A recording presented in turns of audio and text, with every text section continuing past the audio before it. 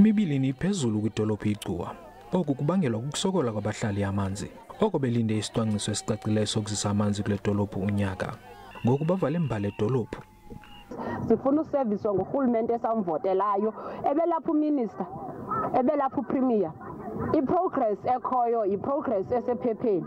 Asifuni progress esephepheni, thina sifuna ubona kuqhuma uthulu, sibe nethemba lento bamanzi ayeza kuthi. Umasipala uMnquma uphantsi kumasipala wesithili Amathole. Esi sithili sidinga 11.6 billion randi ukusombulula iingxaki zamanzi komasipala abathandathu abaphantsi kwaso. Kodwa ke unobangela wale mikhushuzo ubangela imibuzo. Yonke ke lento bayenzela ukusengela phansi wonke umsebenzi karhulumente. Ukuqinisekisa into yobana abantu bambona urhulumente njengongasebenziyo.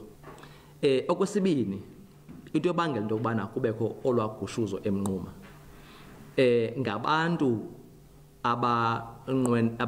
abaneminqweno yezoshishino. Isebe lijongene nogutyulo noziso lwamanzi eluntwini liyancedisa kule ngxaki. Umasipala uMnquma ubekwe phambili kwizicwangciso zalo.